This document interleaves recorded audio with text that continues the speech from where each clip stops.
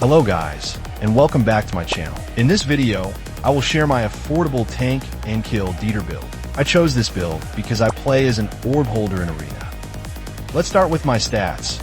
99 int to boost magic attack, 99 vit for survivability, and additional magic attack due to the skill Super Life Psychic, which increases Dieter's magic attack by 5 for each point of it. The rest is allocated to Dex to reduce the cast time of Hell Tree, which entangles enemies for 1.5 seconds. I'm still figuring out how to instant cast Hell Tree without sacrificing magic attack from int or survivability from vit. To achieve this, I will rely on variable cast time reduction from items, such as a +8 flame ring, which provides 20% variable cast time reduction when equipped in both accessory slots, and level 10 memory attribute, which grants a total of 6% fixed cast time reduction across both accessories and weapons.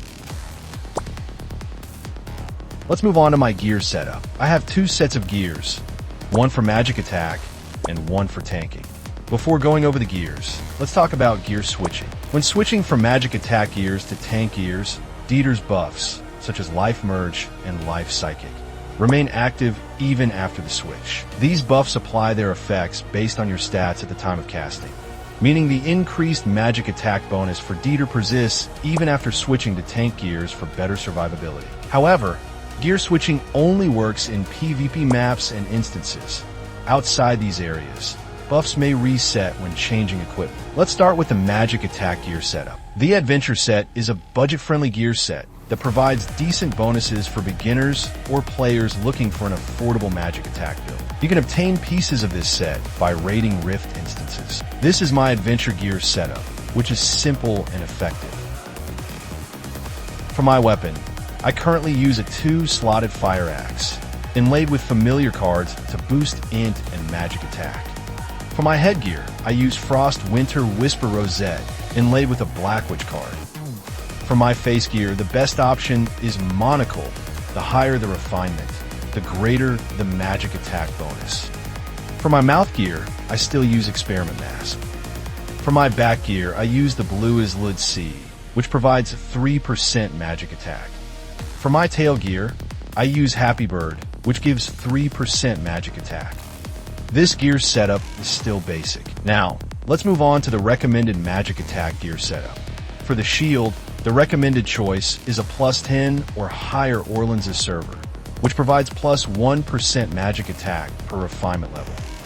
For armor, the recommended choice is +10 slotted alloy armor, which provides a 17% magic attack boost, or +15 slotted alloy armor, which grants a 20% magic attack boost.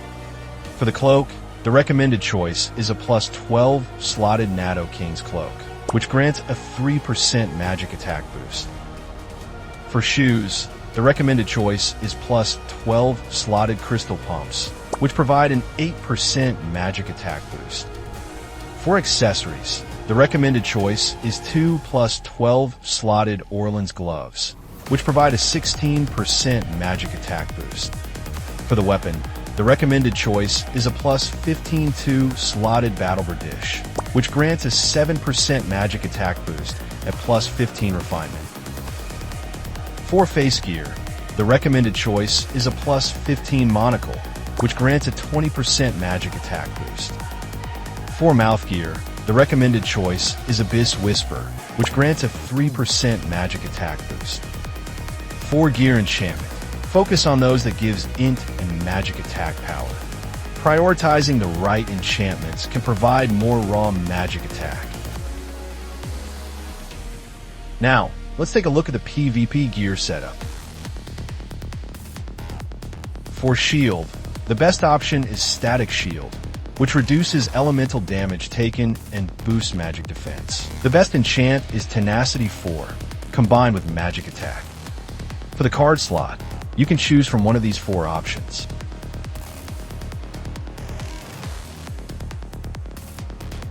For armor, the best option is Meteorite Star, as it provides high resistance to freeze, stun, petrify, and fear. And I was lucky enough to roll 2 Wolf Grandma cards.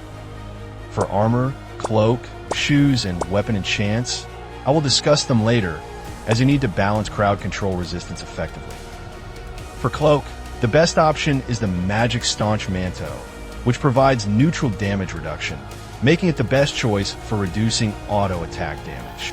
For shoes, the best option is High Fashion Sandals, which provides 8% magic damage reduction and grant an additional 5% magic damage reduction when paired with Magic Staunch Manto.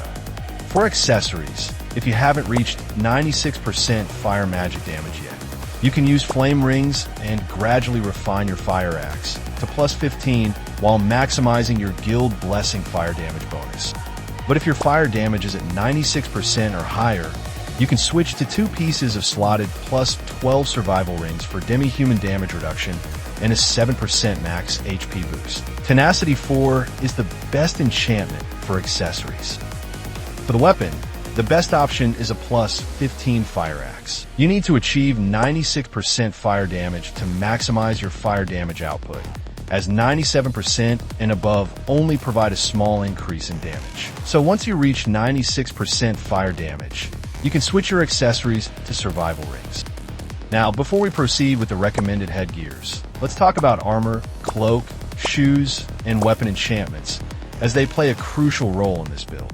If you want to survive against whales while also being able to kill them, you need to focus on crowd control resistance. This is where the enchantments on your armor, cloak, shoes, and weapon come into play, as they provide bonuses to resist various status effects. Getting a good combo of crowd control resistance enchantments is challenging, but here is my recommended priority resistance percentage target. Keep in mind that the higher the resistance, the better. Freeze resists 60% and above. Stone resist 50% and above. Stun resist 80% and above. Poison resist 75% and above. Snare resist 40% and above. Fear resist 70% and above. And CC effect resistance 30%. So choose your enchantments wisely and focus on those that counter the current meta classes. For headgear, I chose the Midgard Helm, as it provides higher demi-human damage reduction with higher refinement levels. The best enchantment is Armor 4. For face gear, I chose the Goblin Leader Mask, as it provides 30% demi-human reduction. You need at least 70% or more demi-human reduction to be tanky in PvP. The best enchantments for this gear are crit defense and crit resistance. For the mouth gear, I chose the Spike Scarf for now, because Angry Snarl is expensive. I'm still waiting for it to be available as a reward in BOC. The best enchantment is Armor 4. For the back gear, I'm using Cavdol for now, but I'm still trying to snap Bone Angel. The best enchantment is Blasphemy 4. For the tail gear, Sea Soul's Tail is the best option for now, as it provides 4% fire damage. The best enchantment is still Blasphemy 4. Now, let's take a look at my PvP skill allocation. For merchant skills, this is what I chose. For alchemist skills, this is what I chose. For creator skills, this is what I chose. For genetic skills, this is what I chose. And for master skills, if you can afford 200 million, you can activate everything. But for me, I prioritize only the essential ones, as I am mainly after the entangling root effect of Hell Tree. I allocated 5 points to genetic mutation because I want its 25% chance to cast Hell Tree. This is also why I took Hell Planicle, as mentioned in my previous video. Let's take a look at my manual skill slot allocation. For Prep Elite, this is what I have. If you want to see how I use these skills, you can watch my previous PvP videos. Now, let's move on to my handbook progress. As of the moment, I only have plus 523 magic attack from deposits, because earning Zenny on this server is really difficult. Let's have a quick look at my magic attack deposits. Depositing the right cards and equipment can significantly boost my overall magic attack, making a noticeable difference in damage output. Let's take a look at my Guild Blessing progress. Investing in Guild Blessing provides valuable stat boosts, including increased fire damage and survivability, making it essential for this build. However, upgrading Guild Blessing required a lot of contribution in metals, so it's important to manage resources wisely. This is my current character attribute. That wraps up my build breakdown. This setup balances magic attack, survivability, and crowd control resistance to stay competitive in PvP. There's always room for improvement, whether through better enchantments, refining gear, or increasing deposits. I'll keep working on my upgrades and adapting to the meta. Consistency in farming and participating in events is key to making steady progress. Testing different strategies in PvP will also help refine skill usage and gear switching. Stay tuned for more updates. And as always, thanks for watching. See you in the next video.